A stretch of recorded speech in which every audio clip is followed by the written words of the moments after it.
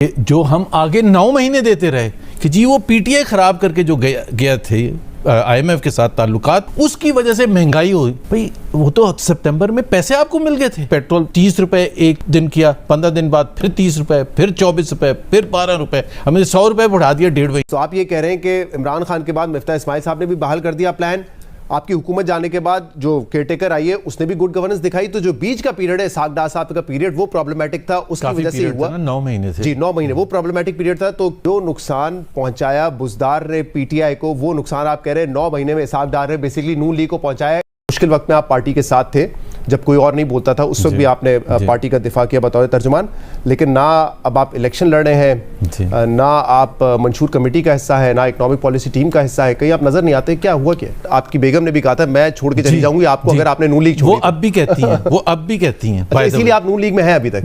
میرا خیال ہے میں ہوں.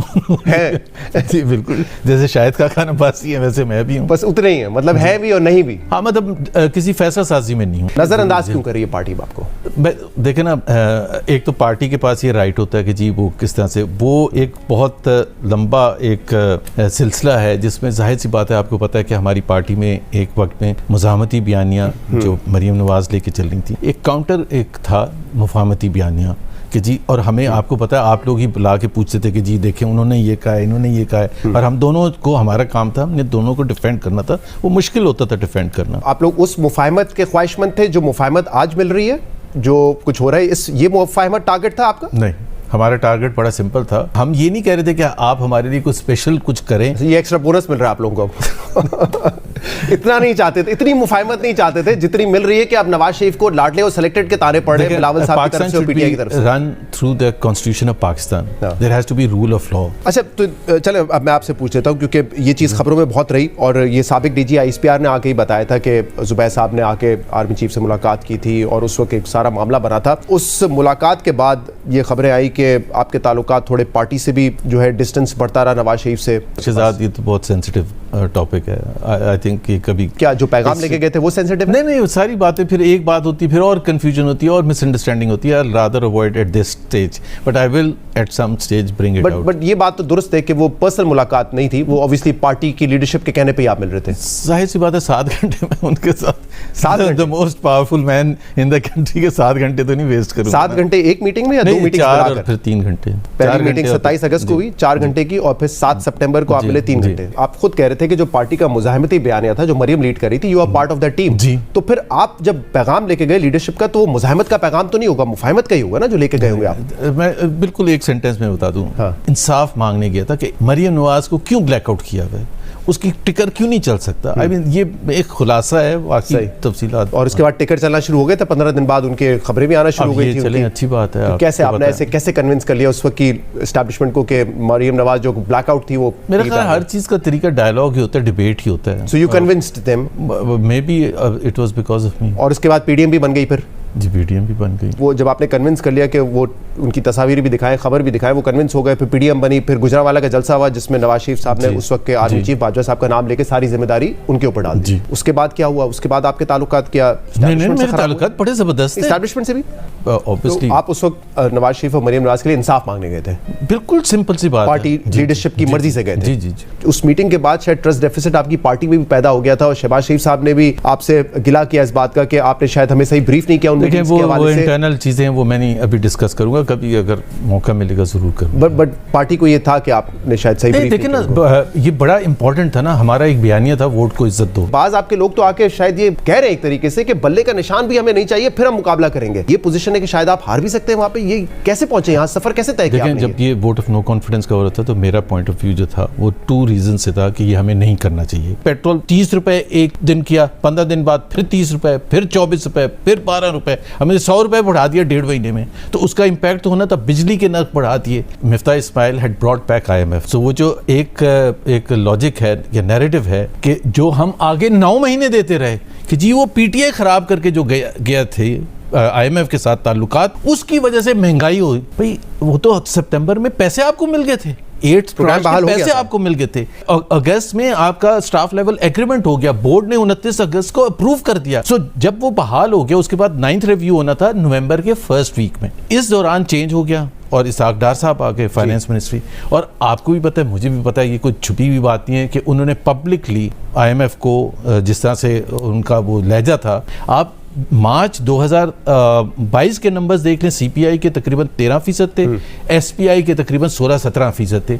वो बढ़ के आप पूरा एक साल आप उठा के देख लें, फिस्कल ईयर, वो 30-35 और SPI आज भी 40% से ऊपर है। वैसे आप ये कह रहे हैं कि ये जिम्मेदारी PTI गवर्नमेंट पर डालना कि वो IMF का प्लान खराब करके चले गए थे, ये गलत इसलिए क्योंकि मिफ्ता साहब ने बहाल कर दिया था ना, और फिर इसहाक डार साहब की पॉलिसीज की वजह से डिले हुआ प्लान। देखना, जब आपने ये ऐलान कर दिया कि we are not dependent on IMF and IMF can go back, बिल्कुल क्लियरली आप पब्लिकली ऐलान थे, तो फिर डॉलर्स जहां आपके जो हालत थी आपकी रिजर्व्स की, तो आप ये कह रहे हैं कि इसहाक डार साहब की पॉलिसीज की वजह से IMF का प्रोग्राम नहीं कंटिन्यू हो सका। पैनिक फैल गया ना आपकी, एक तरफ मईशत सुकड़नी शुरू होगी, आप भी जानते होंगे, मैं भी जानता हूँ, दुनिया भर में जो हिजानी कैफियत थी आज से 4-5 महीने पहले, हिजानी कैफियत थी। तो आप ये कह रहे हैं कि इमरान खान के बाद मिफ्ता इस्माइल साहब ने भी बहाल कर दिया प्लान, तो जो बीच का पीरियड है इसहाक डार साहब का पीरियड, वो प्रॉब्लमेटिक था, उसकी वजह से हुआ 9 महीने थे। जी 9 महीने वो प्रॉब्लमेटिक पीरियड था। लेकिन एक चीज मुझे समझ आ गई, क्यों मैं बार बार आपसे पूछ रहा हूँ, आपकी पार्टी से दूरियां क्यों हुई, आपने कोई वाज़ेह जवाब नहीं दिया, लेकिन अब मुझे समझ आ गया है, क्योंकि अगर आपकी पार्टी में ये बड़ा ऑब्वियस है कि अगर आपने डार साहब को चैलेंज किया या उनके मद्दे मुकाबले आए तो पार्टी में आपका फ्यूचर नहीं है। मैं नहीं उनके मद्दे मुकाबले, ये क्योंकि ये बिल्कुल ऐसा ही है कि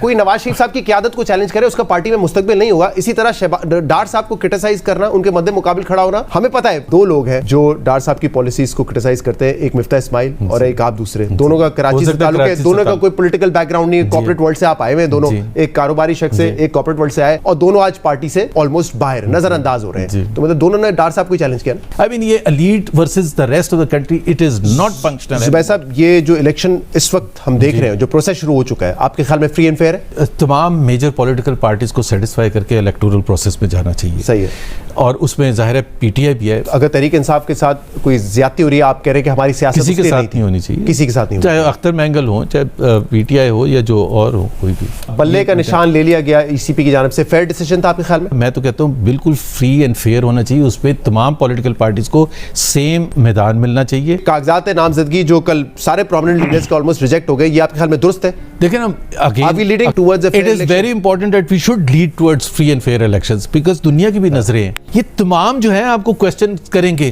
towards free and fair election. So it's not that easy कि आपने सिर्फ अपने इंटरनली सेटिस्फाई करना। प्यारे नाजरीन, ये थे मोहम्मद ज़ुबैर, जो नून लीग के बड़े मुखलिस कारकुन समझे जाते थे और जो गवर्नर सिंध भी रहे हैं। उन्होंने खुलकर नून लीग और इसहाक डार पर तनकीद की है। उन्होंने कहा महंगाई के ज़िम्मेदार इसहाक डार थे।